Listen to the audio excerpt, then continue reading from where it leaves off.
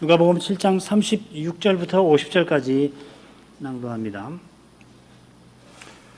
한 바리새인이 예수께 자기와 함께 잡수시기를 청하니 이에 바리새인의 집에 들어가 앉으셨을 때에 그 동네에 죄인인 한 여자가 있어 예수께서 바리새인의 집에 앉으셨음을 알고 향유 담은 옥합을 가지고 와서 예수의 뒤로 그 발 곁에 서서 울며 눈물로 그 발을 적시고 자기 머리털로 씻고 그 발에 입 맞추고 향유를 부으니 예수를 청한 바리새인이 이것을 보고 마음에 이르되 이 사람이 만일 선지자되면 자기를 만지는 이 여자가 누구며 어떠한 자고 주인인 줄을 알았으리라 하거늘 예수께서 대답하여 가라사대 시몬아 내가 네게 이룰 말이 있다 하시니 저가 가로되 선생님 말씀하소서.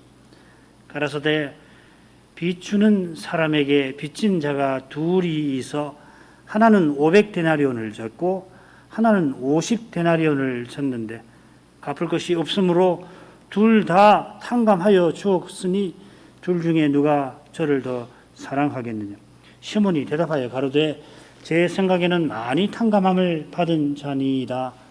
가라사대 네 판단이 옳다 하시고 여자를 돌아보시며 시몬에게 이르시되 이 여자를 보느냐. 내가 내 집에 들어오매 너는 내게 발 씻을 물도 주지 아니하였으되 이 여자는 눈물로 내 발을 적시고 그 머리털로 씻었으며 너는 내게 입 맞추지 아니하였으되 저는 내가 들어올 때로부터 내 발에 입 맞추기를 그치지 아니하였으며 너는 내 머리에 감람유도 붓지 아니하였으되 저는 향유를 내 발에 부었느니라.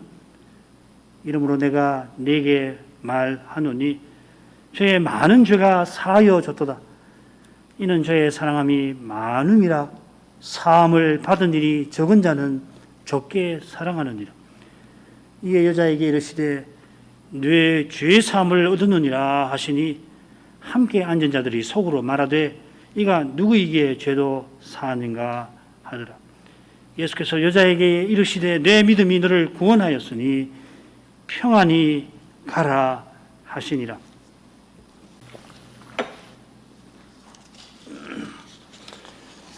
요한의 두 사자가 돌아간 후에 예수께서 이 요한이 누군지 우리에게 교훈하셨습니다.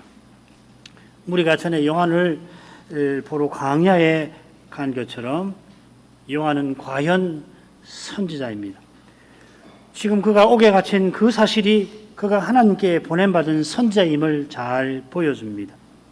게다가 그가 주의 길을 예비한 일로 선지자보다 나은 자이고 그처럼 여자가 낳은 자 중에 요한보다 큰 자가 없다 주님은 더 붙이셨습니다. 그런데 주님께서 하나님의 나라에서 가장 작은 자가 요한보다 크다 하십니다. 지금 요한은 하나님 나라에서 가장 작은 자보다 더 작습니다. 비슷한 표현을 바울 사도가 이렇게 씁니다. 모든 성도 중 지극히 작은 자보다 더 작은 나 하였습니다. 이것은 자기가 성도 자격이 없다 하는 고백입니다. 주님께서 선지자보다 나은 요한이 스스로는 하나님 나라에 들어가 살 자격 없다 하시는 것입니다. 제자들 들어 누가 하나님 나라에서 살 수 있는지, 누가 하나님의 백성이 될 수 있는지, 지혜의 자녀가 될 수 있는지 깊이 생각하게 하신 것입니다.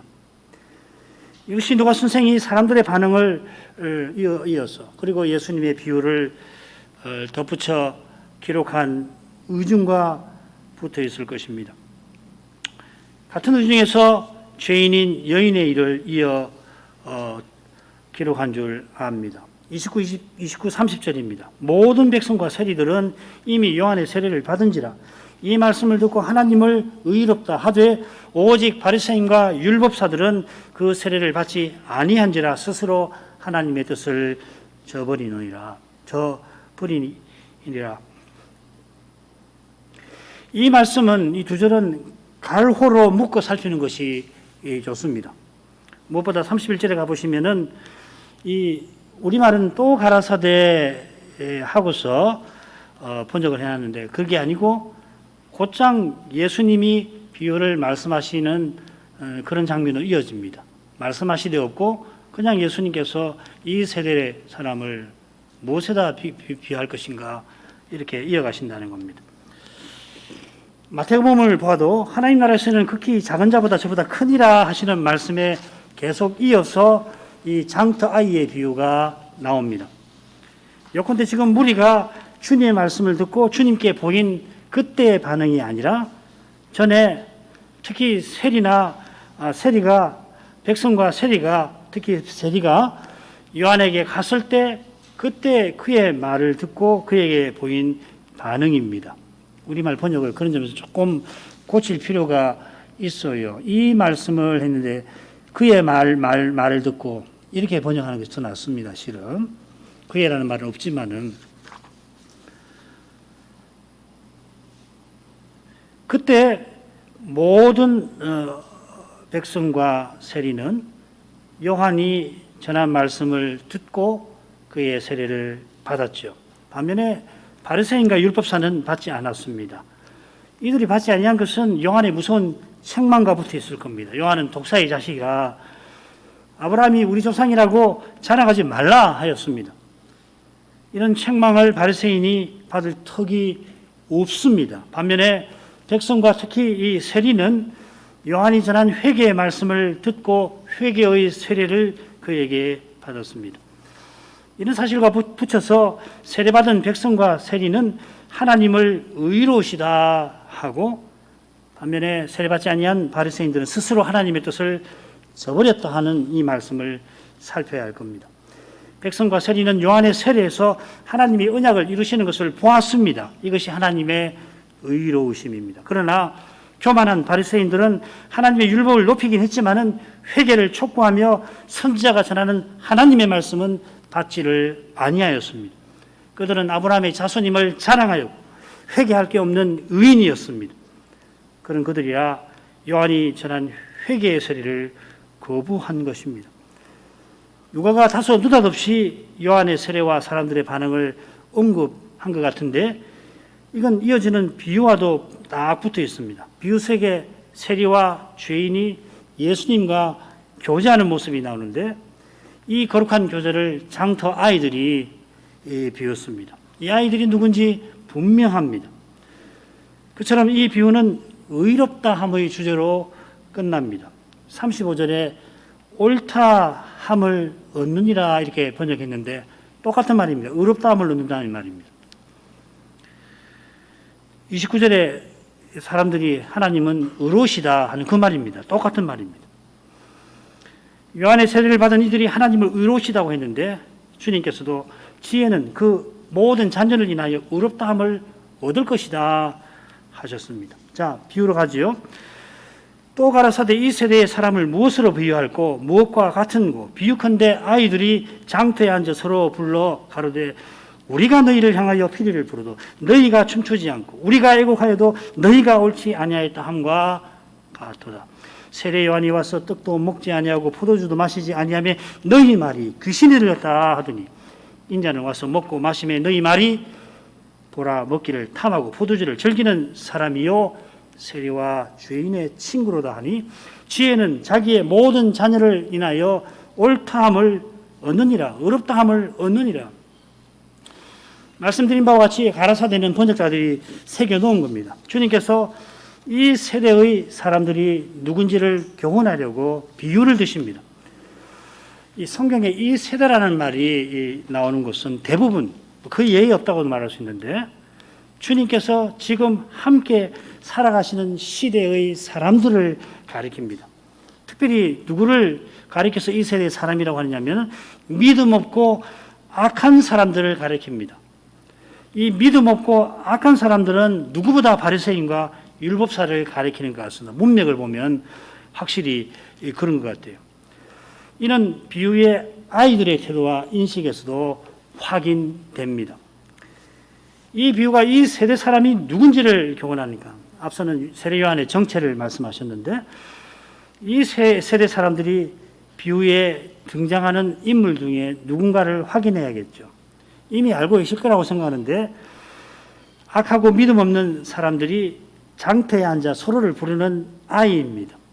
이 아이들이 우리를 이루고 있습니다. 이들은 자기네가 피리를 불면서 너희라 부르는 아이들 들어 춤추라고 요구를 합니다. 그런데 그들이 응하지 않는다고 원망합니다. 그처럼 그들이 애곡하면서 따라 울라고 요구했지만 역시 그들이 응하지 아니하였다고 원망합니다. 우리를 이룬 아이들이 너희에게 자기네 요구대로 따라하지 아니한다고 비난하며 말하는 것입니다. 그래서 주님의 해설 부분에 보면은 세례 요한과 예수님을 비난하는 너희의 말이 나옵니다. 해설이 나오는 너희는 비유에 나오는 우리지요. 주님께서 먼저 세례 요한에 관한 너희의 말을 언급하십니다. 세례 요한이 와서 떡도 먹지 않고 포도주도 마시지 아니하는데 이 바리새인들은 그 세례 요한을 가리켜서 귀신 들렸다고 비난합니다. 엄청난 비난이죠. 이건 나중에 예수님을 가리켜서 바알세불을 힘입어 귀신을 쫓아낸다고 하는 그 비난에 맞먹는 비난일 겁니다. 반면에 인자께서 와서 먹고 마시니까 그들이 이번에는 먹기를 탐하고 포도주를 즐기는 사람, 세리와 죄인의 친구라 비난합니다. 이들은 예수님을 죄인 취급을 하고요. 세례 요한을 귀신 들린 사람 취급합니다. 이들은 눈에 들보가 있는 사람으로서 남의 죄를 감시하는데 자기 죄를 보지 못하다가 급기야는 주님과 요한의 그 의로운 행위도 죄라고 비난합니다. 놀라운 일 아닙니까? 자기 죄를 보지 못하는 사람은 보아야 할 것을 보지를 못합니다. 무엇보다 분명한 그것을 자기죄가 얼마나 분명합니까? 자기에게 자기 죄보다 분명한 게 어디 있어요? 그러나 무엇보다 분명한 그걸 보지 못하니 그만큼 분명한 것을 못 보는 것입니다. 볼 수가 없는 것이에요. 요한이 떡과 포도주를 멀리하는 것은 언약 백성에게 이제 무서운 심판이 들이닥칠 것이기 때문입니다. 나라가 망하게 생겼는데 선지자는 태연히 먹고 마실 수가 없습니다. 그래서 요한의 제자들이 그렇게 자주 금식한 겁니다. 자기가 의로운 것을 드러내려고 하는, 그래서 금식하는 바리새인들이 볼 때에 요한의 금식은 도가 지나칩니다. 자기네처럼 사람들에게 보이려고 금식하는 게 아니라 곡기를 끊고서 죽음을 각오하고 금식하는 것이에요. 아마 그들은 좀 적당히들 하지 그렇게 말했을 것 같습니다. 요한의 제자들의 그 진지한 금식 때문에 그들의 금식이 사람들 앞에 내세울 것이 없어서 그러합니다. 이렇듯 하나님의 심판 앞에 선 요한의 심정을 헤아리지 못하니 그들은 요한을 미친 사람 취급하는 것입니다. 전에 예루살렘이 멸망할 때도 다르지 않았습니다. 예레미야가 성전이 무너지고 예루살렘이 망한다 하니까 불과 얼마 전에, 몇십 년 전에 요시야 왕이 성결케 한 그 성전을 자랑하는 이들이, 여러분 누가 이 성전을 자랑했을 것 같습니까? 한번 생각해 보십시오. 요시야 왕이 이 성전을 깨끗하게 하고 율법을 발견하고 읽지 않아요? 이 성전을 자랑하던 인물들이 요시야 왕 때 무슨 일을 했을까요? 그들이 말이에요. 하나님께서 우리와 함께 하신다 하며 예레미야를 매국노라 하고 죽이려고 했습니다.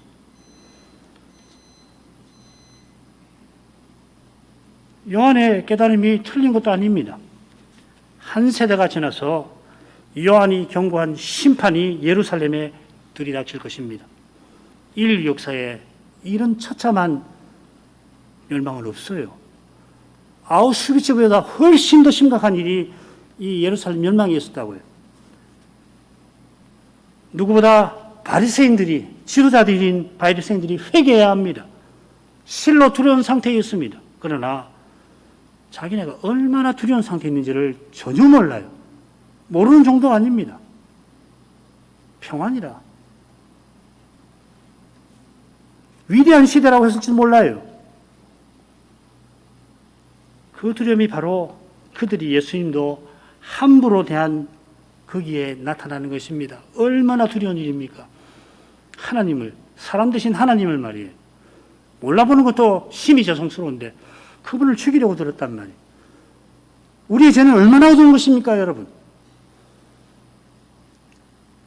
게다가 예수님께서 죄인을 불러 회개케 하시는 바로 그 일을 두고서 예수님을 감히 죄인 취급합니다.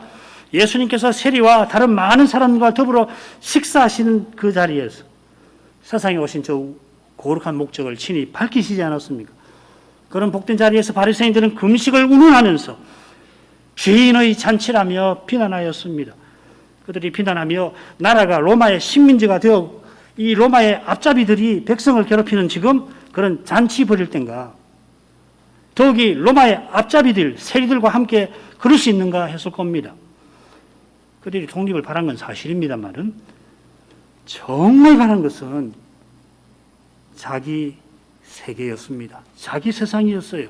언약의 나라, 하나님 나라 아니었습니다. 그 견고한 세계를 뒤흔들 인물이 나타났습니다. 지금 그 자기네를 존경하던 백성들이 구름처럼 이 인물을 쫓아갑니다.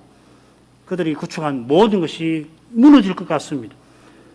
게다가 없는 줄로 생각했던, 아니 꽁꽁 감추었던 자기네 죄가 숨김없이 드러납니다. 예수님이 그렇게 미울 수가 없습니다. 마침내 메시아를 죽이려 합니다. 이런 세대라 심판을 피할 수가 없습니다. 창세 이후로 흘린 모든 선자의 피를 이 세대가 담당하리라. 주님이 경고하셨습니다. 이 놀라운 말씀이죠. 이 세대 사람들이 메시아를 죽여서 예루살렘이 멸망합니다. 이전에 메시아가 선지자들이 오실 메시아를 전한 까닭에 죽임을 당했는데 그 메시아를 죽인 이 세대가 이전에 죽임당한 모든 선자의 피를 담당해야 한다 하신 것입니다. 바로 이 대목에서 예수님이 하나님의 지혜에 대해서 실로 흥미롭게 언급하십니다. 누가복음 11장 49절입니다. 이러므로 하나님의 지혜가 이르렀으되 내가 선지자와 사도들을 저희에게 보내리니 그 중에 더러는 죽이고 또 핍박하리라. 47, 48절에 보면은 너희는 선지자들의 무덤을 쌓고 너희 조상들은 그 선지자들을 죽였다 하시고 이 말씀을 하시고요. 그리고 50절, 51절에는 모든 선지자의 피가 이 세대로 돌아가리라 하셨습니다. 지금 하나님의 지혜가 인격체인 것처럼 내가 선지자와 사도를 보내리라 하십니다. 보내겠다. 선자를 보내는 분은 하나님이시니 여기 지혜는 하나님과 같은 분이십니다. 게다가 선지자와 사도를 보내리라 합니다. 이 지혜는 예수님이십니다. 마태복음 23장 34절도 비슷한 말씀인데 역시 마찬가지죠. 이런 내용에 비추어서 비유의 맺은 말을 간단히 살필 겁니다. 지혜는 그 모든 자녀를 인하여 옳다함을 얻으리라. 이 지혜가 방금 읽은 누가복음 11장 49절의 그 지혜와 동일하다고 확정하기는 어렵습니다. 자료가 드무니까. 그러나 예수님이 아니라고 절대 단정하지 못합니다. 누가복음 11장에서 지혜는 핍박의 문맥에 나옵니다. 마찬가지로 누가복음 21장 14절에서 주님께서 장차 주님을 인하여 핍박받는 자들에게 내가 지혜를 주겠다 약속하십니다. 여기서도 마찬가지죠. 지혜는 이 세대 사람들의 비난, 그냥 비난이 아닙니다. 핍박과 관련하여 나옵니다. 아울러 이 단락 처음에 백성과 세리가 하나님을 의로우시다 한 것을 고려하면 지금 어렵다함을 받을 지혜는 하나님과 같은 분, 하나님이신 그리스도를 가리킨다 볼 것입니다. 지혜는 그 자녀들을 인하여 의롭다함을 얻을 것이라 하셨습니다. 지혜의 자녀들은 누굴까요? 요한의 세례를 받은 백성과 세리일까요? 얼른 생각하면 그럴 것도 같습니다만은 요한에게 회개의 세례를 받은 이들이 요한의 교례 교훈대로 회개의 열매를 맺어야 하듯이 회개의 열매를 맺는 사람은 요한이나 특별히 예수님처럼 미움과 핍박을 견디며 맡은 사명을 이루고 나갈 것입니다.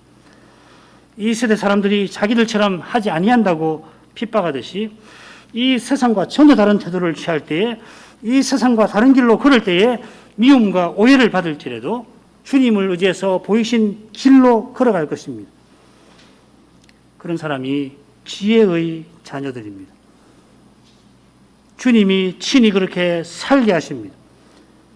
사람의 생각을 넘어서는 신비한 방식으로 하십니다. 지혜입니다. 하나님의 지혜입니다.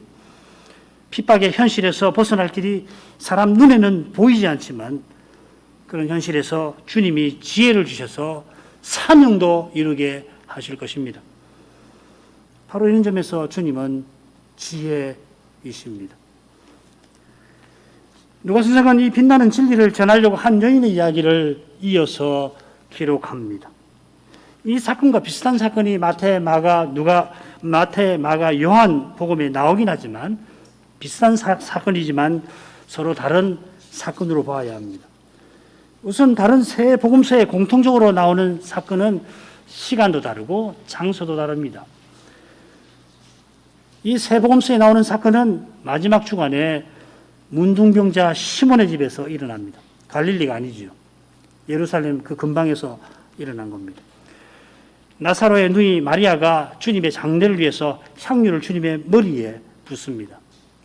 반면에 누가복음에서는 여인의 이름은 나오지 않고 회개하며 눈물로 주님의 발을 적시고 주님의 발에 향유를 붓습니다. 또한 여기서는 바리새인의 비난이 언급되어 있고 이 점이 여인의 회개와 대비되어 나타납니다. 아울러서 누가 선생은 이 사건을 통하여 결국 누가 지혜의 자녀인가, 이 지혜가 핍박과 관련된다고 말씀드렸죠. 비난, 핍박과 관련되는 그 문맥 속에서 나오는 겁니다. 이 여인도 지금 비난받고 핍박받는 거죠. 줄거리를 간단히 보겠습니다. 아주 간단히 보시죠.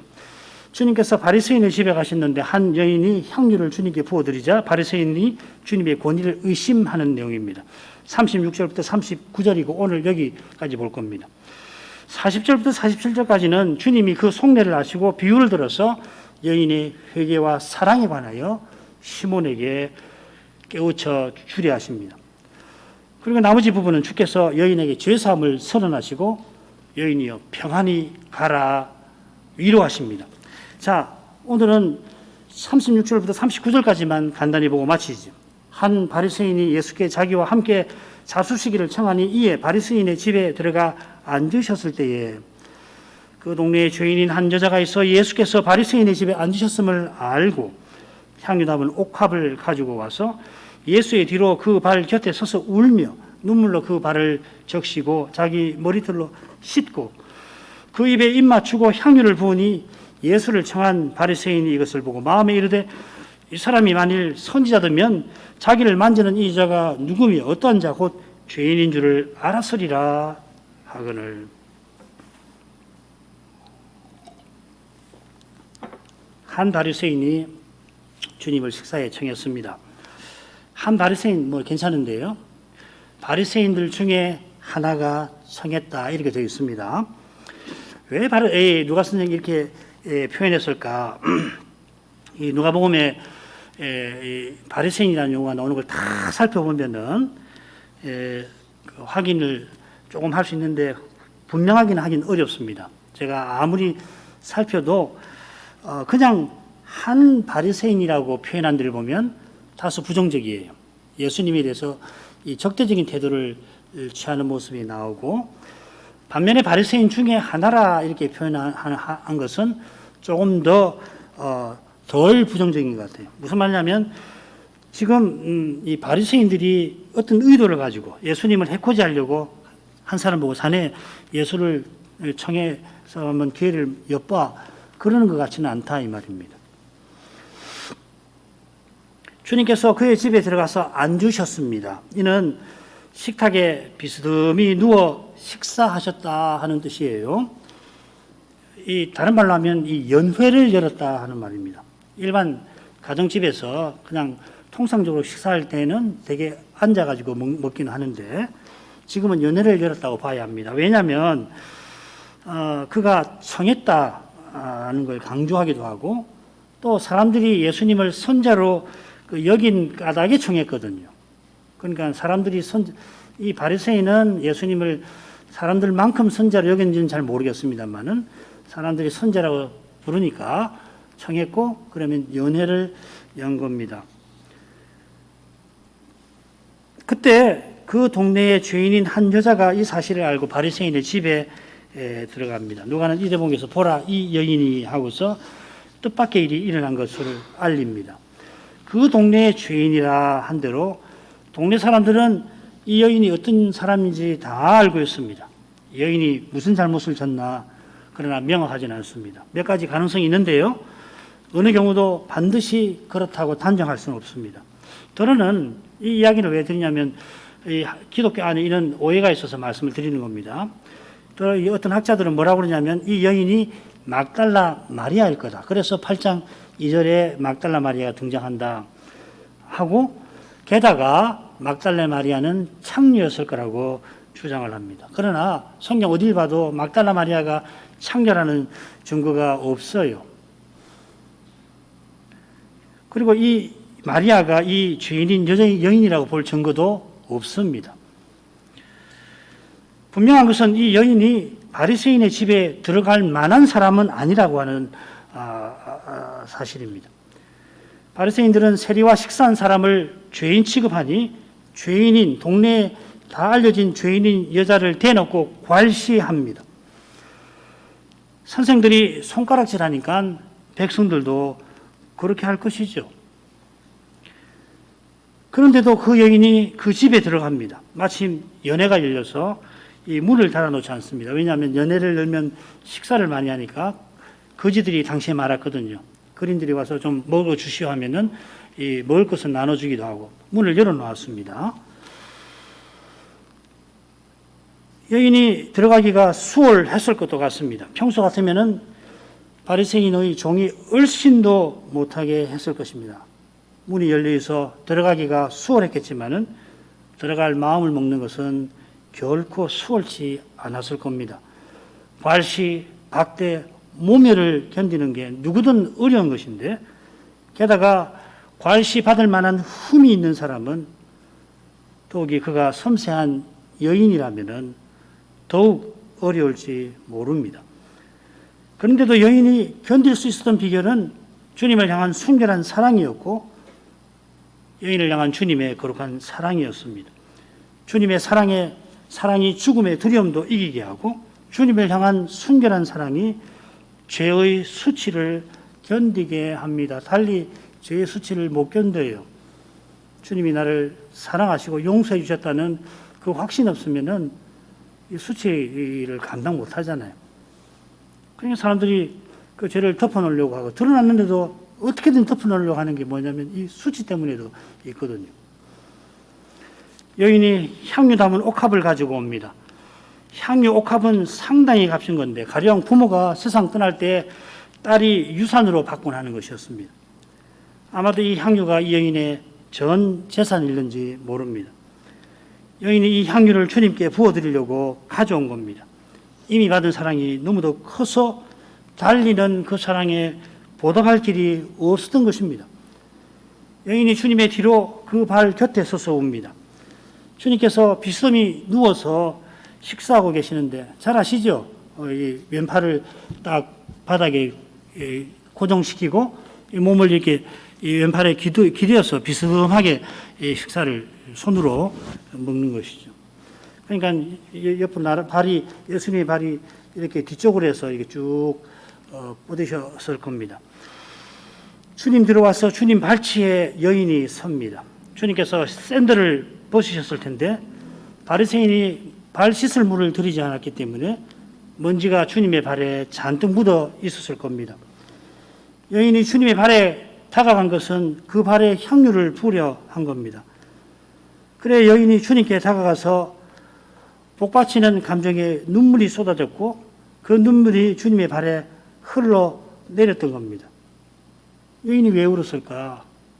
물론 주님이 사랑해 주신 사람들 손가락질 하는데 다 손가락질 하는데 주님이 나를 용서해 주신 것을 생각하니까 감정이 복받쳐서 울었을 것 같기도 한데 혹시는 그 먼지 묻은 주님의 발을 보고는 바리새인의 푸대접의 마음이 아팠던 것은 아닐까 저는 그런 생각을 해보게 되었습니다. 자기가 존경하는 분이 모르는 사람에게 제대로 대접받지 못하는 광경을 보면은 대접받지 못한 분이 아무렇지 않게 생각해도 존경하는 사람은 그 사실에 마음이 아파서 어쩔 줄을 몰라 하곤 하지요. 참 내가 존경하는 분인데 이분이 다른 데 가서는 그 얼마나 존경할 분인지 몰라서 사람들이 함부로 대한 이야기를 전해 듣고서는 어떻게 저분에게 저렇게 할 수가 있단 말인가. 그 마음이 그냥 아파서 눈물이 나는 경우도 있단 말이죠. 섬산 여인들은 그런 이야기 들으면 울 수도 있고 울 거예요. 더욱이 여인이 지금 전 재산인 향유를 부어드릴 만큼 높이는 주님이니 섬세한 여인의 눈이 주님의 발에 먼지가 잔뜩 묻어 있는 모습을 심드렁하게 지나칠 리가 없습니다. 여인은 필시 세례 요한이 자기가 주님의 심풀기도 감당할 수 없다고 한 것처럼 먼지 묻은 그 발을 자기 머리카락으로 씻어드리려고 했을 겁니다. 발에 묻은 먼지가 저주를 상징하는 이스라엘에서 종이 주인의 신발을 풀어드리는 일이 가장 천한 일일 텐데 여인은 여인의 아름다움을 상징하는 그 긴 머리카락으로 먼지 묻은 그 발을 손이 아니라 자기의 아름다움을 가지고서 씻은 것입니다. 이 여인은 주님의 발에 입을 맞춥니다. 이 행위가 바리새인의 심기를 불편하게 만든 건 사실일 것입니다만은 여인의 마음이 순수하니까 그런 것에 아랑곳하지 않고 주님께 존경의 사랑을 드러내려야 합니다. 그 사랑은 옥합을 깨뜨려 붓는 데 이릅니다. 자기 전부를 주님께 드리는 겁니다. 자기 전부를 주님께 드리는 이것이 주님을 향한 참된 사랑입니다. 예수께서 우리를 얼마나 사랑하셨는지를 안다면은 여인처럼 주님을 사랑하지 않을 수 없습니다. 그렇게 사랑을 표시했다 한들 여전히 부족하다 여길 것입니다. 그렇게 표시하게 하신 은혜에 감사하면서 그러나 부족하다 할 것입니다. 바로 이런 것이 우리의 헌상에서 일어나야 할 일입니다. 매주일 헌상 시간에 이 심령을 품어야 할 것입니다. 주님을 연회에 초대한 바리새인이 이 광경을 보고서 속으로 비난합니다. 이 사람이 만일 선지자라면 했는데 나인성에서 사람들이 주님을 큰 선지자라고 생각했지요.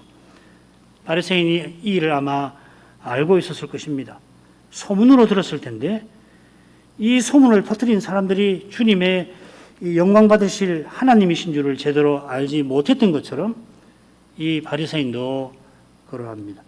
더욱이 그는 직접 보지 않았으니 큰 선지자라는 평가에도 온전히 동의하지 못했던 것 같습니다. 이는 주님을 제대로 대접하지 아니한 데 드러납니다. 그처럼 바리새인은 여인의 행위에서도 보아야 할 것을 보지 못하고서 주님을 선자로 인정하지 못하게 됩니다. 바리새인은 여인이 자기 집에 들어온 일이며 주님께 보인 태도며 혹은 여기 언급되지 아니한 온갖 사실에서 여인이 죄인이라는 자기 평가를, 비난을 확인하고 또 확인할 뿐입니다. 그는 과연 눈에 들보가 있는 사람이었습니다. 그의 눈에는 자기 죄는 보이지 않고 여인의 죄만 보입니다. 그러나 주님의 눈에는 여인의 회개와 순수한 사랑이 아름답게 빛납니다. 지혜의 자녀들은 주님처럼 보게 될 것입니다. 지혜는 무엇보다 자기가 얼마나 죄인인지를, 나 같은 죄인을 주님이 얼마나 사랑하시는지를 깨닫는 거기에 있어서 그러한 것입니다. 기도하겠습니다. 거룩하신 아버지, 예수님께서 죽은 사람을 살리시는 하나님이시라 하나님의 그 영광을 나인성 바깥에서 드러내셨습니다마는 그 영광을 제대로 깨닫는 이가 별로 없었습니다. 이런 깨달음을 가진 세례 요한이 이 소문을 듣고 자기 제자 둘을 보내어 주님께 여쭈었는데 주님의 신을 풀 능력조차 내게는 없다 고백한 그 요한도 주님이 행하시는 그 일의 과정에 관해서는 다 알지 못했을 뿐만 아니라 그래서 의문을 품기도 하였습니다. 예수 그리스도를 바로 깨닫는 일이 사람의 일이 아님을 일깨워 주십니다. 그런 점에서 바리새인이 주님을 연회에 청할 때에 예수님을 제대로 대접하지 아니할 뿐만 아니라 죄인인 여인의 일로 예수님을 속으로 무시하는 데에서 성신의 가마가 아니고서는 아무도 이 여인처럼 주님을 그렇게 순수하게 사랑하는 데 이르지 못하게 된다는 것을 고백하게 하십니다. 여인이 사람들의 손가락질과 곱지 않은 시선에도 아랑곳하지 않고 자기 전부를 주님께 드린 것은 자기가 얼마나 죄인이었으며 이런 자기를 주님이 얼마나 사랑하시는지를 깨달은 데 있겠습니다. 오늘날에도 주님을 이처럼 사랑하는 길은 심지어 교회에서도 과하지 않나 오해받을 것도 같은데 그러나 주님을 전부로 삼는 이것이 과한 것이 아니라 오히려 주님의 사랑의 심이 여전히 부족한 것임을 참으로 깨닫게 하시기를 구합니다. 주님 참으로 주님을 사랑할 수 있게 해주시기를 구합니다. 이것이 이제도 생명과 호흡을 주신 뜻인 줄 믿습니다. 주님의 말씀이 장차 주님을 참으로 사랑하게 하시는 그날 그 순간을 바라보게 합니다. 예수님의 이름으로 기도합니다. 아멘.